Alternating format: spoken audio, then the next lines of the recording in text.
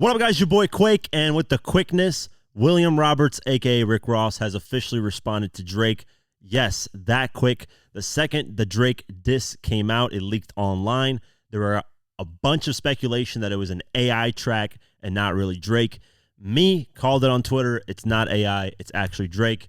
A couple hours later, we come to find out it's actually Drake. Drake sends academics the full CD quality version. It's out. And I broke all that down in my previous video, so check that out. That's a whole different, thing. But let's talk about William Roberts. He caught on to the track that came out from Drake, dissing him, and has responded immediately. It took about 3-4 hours for him to respond. He responded first on Instagram stories, laughing at the situation while he's in the studio. Following that, literally like an hour later, we get a song from him called Champagne Moments, which kind of sounds like Rick Ross. You know, he's known for these extravagant bars that make you feel rich. So Rose decided, hey, you know what? Let me go at Drake immediately. And a lot of it starts out with Rick Ross talking about these fancy things that he's doing in his life, you know, those extravagant bars of his lifestyle. So it starts out saying, fish tanks and marble floors, living big and bad. Guys laugh until they hit with my official jab. Okay, Rick Ross saying, I'm here, man. Crack smoke is the exhaust from my pen and pad. Ghost writers, they get to floss what you could have had. Record label taking a loss. Are you in your bag? You a worker wanting to chart. Don't make me laugh. And the way I take these bars is basically Rick Ross saying, listen, my Maybach Music record label was successful. I had Meek Mill, I had Wale. Boom, I was doing my thing. Everybody heard Maybach Music, and I was working with all these artists. I was prioritizing my label. You're not prioritizing your label. OVO sound is flopping. Nobody's, big out of there. And really, when you look at it, nobody really is. Party Next Door is probably the biggest act out of there. And he's saying, you're working for Universal Music Group. You're a worker. You're not a boss like me who owns his own label and who's successful with his own label. He continues, says, get the mon time by my watch. This is a different time. Living life fine. I'm getting high as your shit decline. I disagree with that, Rose, but I mean, that's how you feel. Who believes he moving keys in his Louis V's? Run up on you and snatch your chain. Watch you bitches bleed. And this is just a direct response to Drake's diss where he says, you guys aren't going to take my chains, which is a response to Kendrick's like that where he says, we're going to be snatching chains. He continues and says, feel the pain and just describe when you really ride. Either you guys getting money or ready to die. B.I.G. give a if you Chi-Ali. You got it and you keep it tucked if you be by me. Do the job, better known as Charles Schwab. Double R's spread through the yard, and I swear to God. Good bars. I mean, pretty good bars. The chorus goes, pop a perk for the Ville, go and count me a mill. Kill you guys for free, do it for the thrill. Now, this is where I feel like Rick Ross got Drake on this part. He said, guys leaking their records when we speaking directly. If we keeping it gangsta, when you see me, you check me. White boy, I see you, yeah, check. I agree with this. So Drake, dropped that track. It was leaked.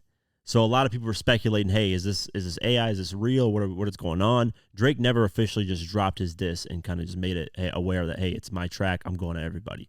He's saying just stop, sneak dissing and sneak dropping records. Like, go at us directly, which now that we confirmed that the track is real, Drake actually went at everybody. Rick Ross saying, hey, we jumped on the Future Metro Boomin album. We're direct. We dropped immediately on Friday. There's no questioning what's going on with us. Continuing on verse 2, Rick Ross goes a little bit more in and says, getting bullied, don't walk up on me because the clip is fully. Guys don't want to push me. I'm like, really would he? Like his moves, but he never had to fight in school. Always ran, another guy had to write your grooves. Flow is copy and paste. Wheezy gave you the juice. Now, in this always ran line where another guy had to write your grooves, he's, alluding to the Drake ghostwriting rumors, which is nothing new. But he said, flow is copy and paste. Wheezy gave you the juice. He's saying, listen, you just took Lil Wayne's flow, which, certain tracks here and there, you can kind of hear it. But, I mean, that's Wayne's influence in general. You can hear that in a lot of artists' music in today's time especially. And especially since Drake is basically Wayne's, protege, the guy who came up under Wayne. It makes sense. But in this line, he's saying, listen, if it wasn't for Lil Wayne co-signing you, you wouldn't be the guy that you are right now. And to be fair, that is kind of true in some sense. Yes, Drake gave a lot of people hits, but if Drake wasn't co-signed by a lot of these people, would we really like him as an artist? I remember this vividly too. So nobody can really question me on this when I'm saying this. I remember this vividly when Drake first came out. A lot of people were questioning whether they wanted to listen to Drake because he had the whole acting background, Degrassi. He was in a wheelchair on that show. He was, a Canadian rapper, which nobody took Canadian rappers serious at the time. This guy that nobody really could take. Back then in hip-hop was a lot more.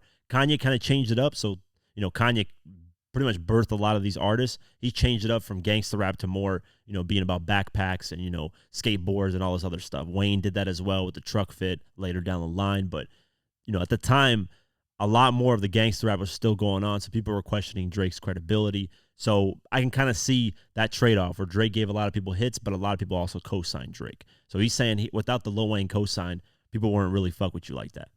Then he continues, says, another white boy at the park want to hang with the crew. Now he's calling Drake a white boy. Pulitzer Prize winner switching up like dyed denim. Get incentives for all the killings while we ride rentals. Basically, we're going to be doing drive-bys and stuff in these rentals so nobody can catch us. Look me right in my face. He beginning to shake. Told you guys stay scheming. I predicted my fate. This is the Rick Ross track, Stay Scheming, with Drake on it in French Montana. He said, I predicted that people are going to be scheming on me. So he's referencing that. Got more money than you. Fuck you want me to say.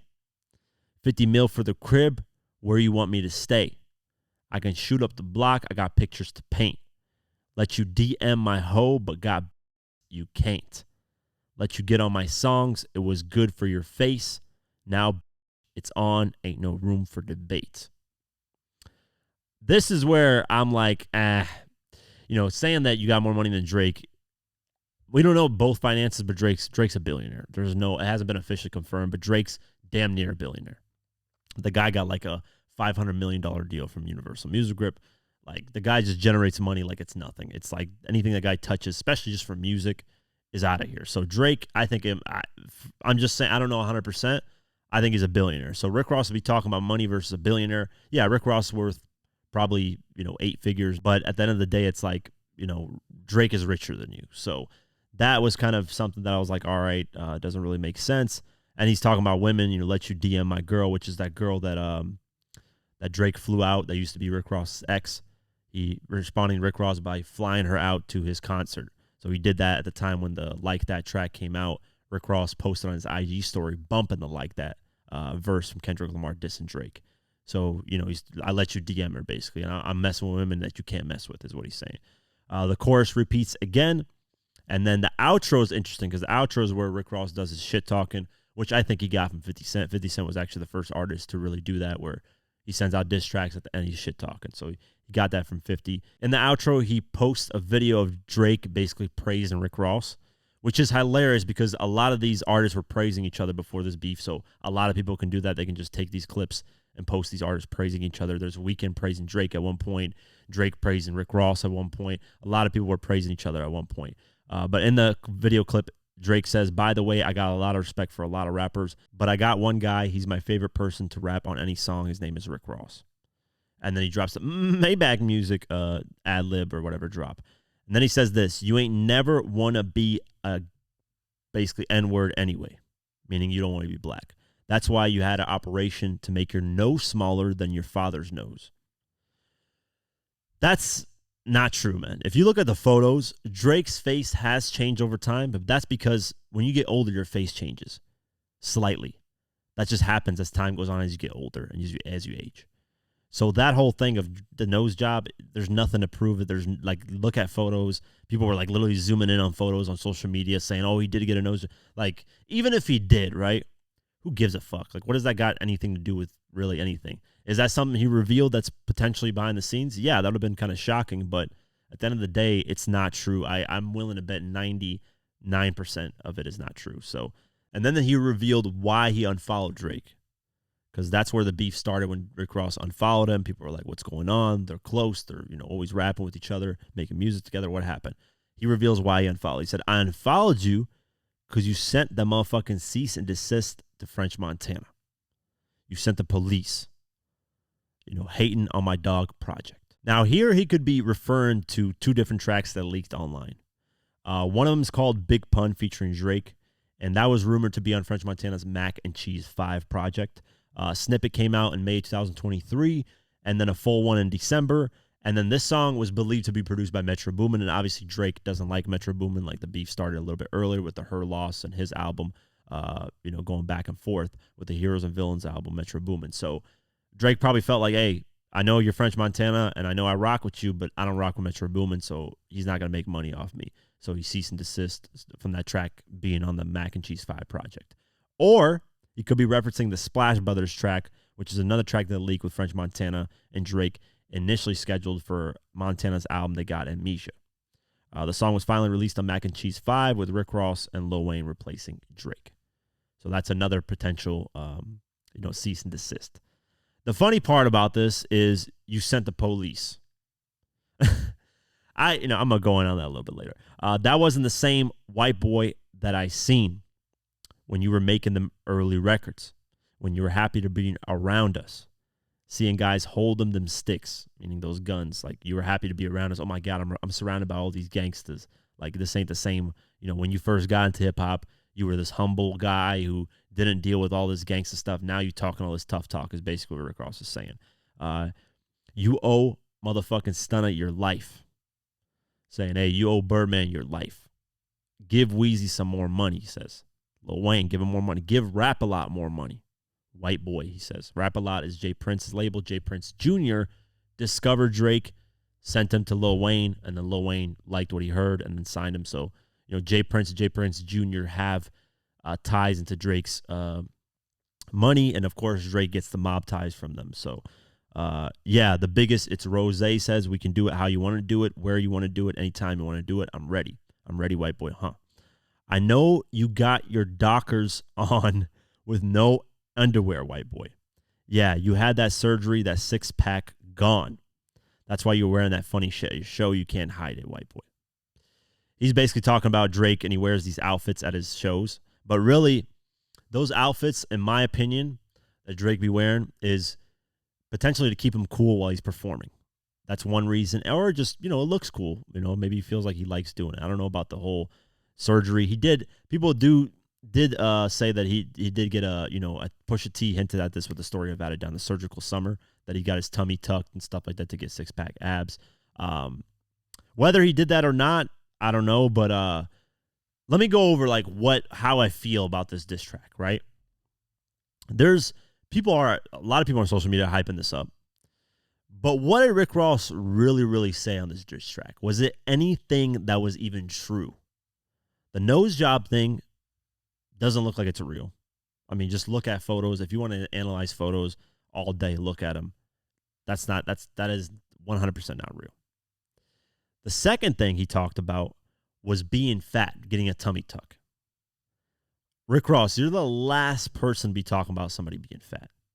Like, that's the worst person to be. That's the thing, too.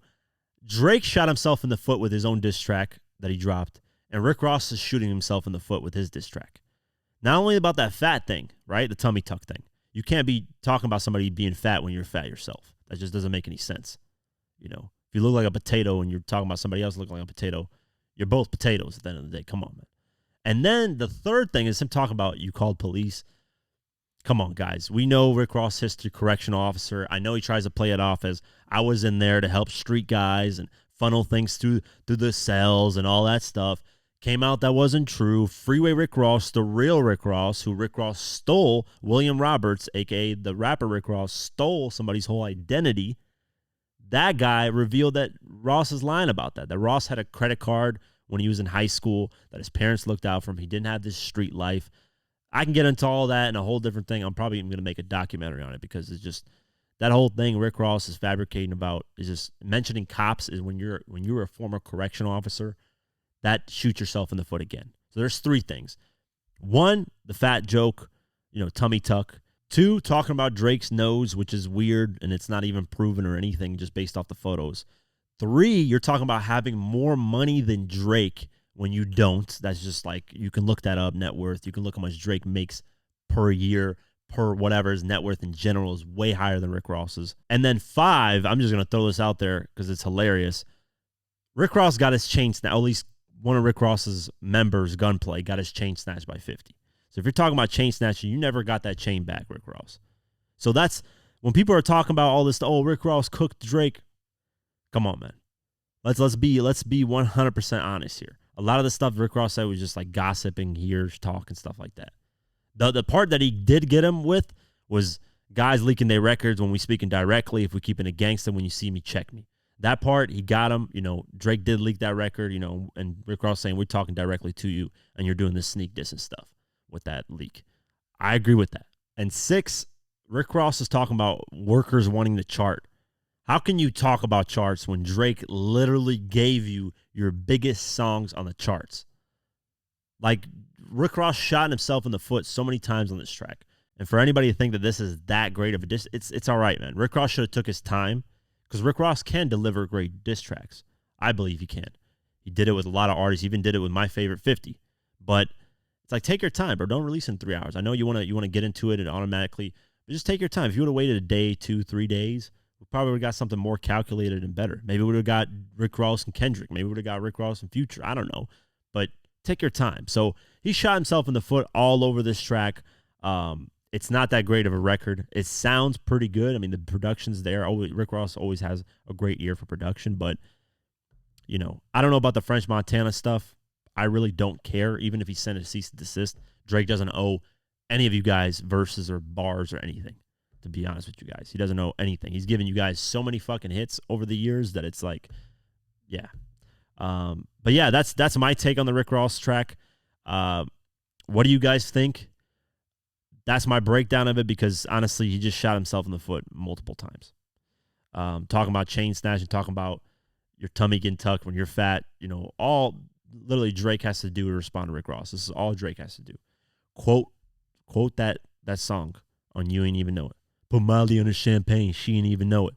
And just talk about how, you want to rape women because you're unattractive and fat. That's all Drake has to do, really.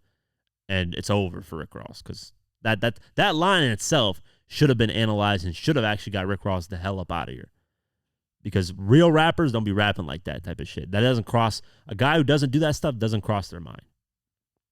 But of course, we let things slide in hip-hop, unfortunately, in a lot of things. But yeah, that's all Drake has to do, man.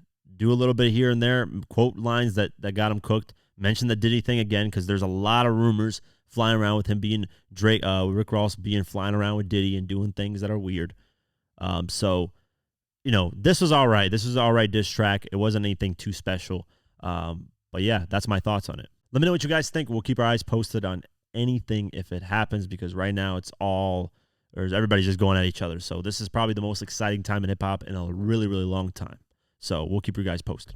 That's it for today's video. If you guys want to support this channel further, you can do so at patreon.com/diverse mentality. For just $3 a month, you can get my videos uncut and raw the way I intended them to be, but couldn't because of YouTube. Plus, you also get access to our Discord community, where we have a great community talking about hip-hop and various other things. It's very dope. So only $3 a month. I'd really appreciate the support. Also, follow us on social media at QuakeGW and at Diverse Mentality. Thank you so much for the support, and I'll see you guys in the next one. Peace.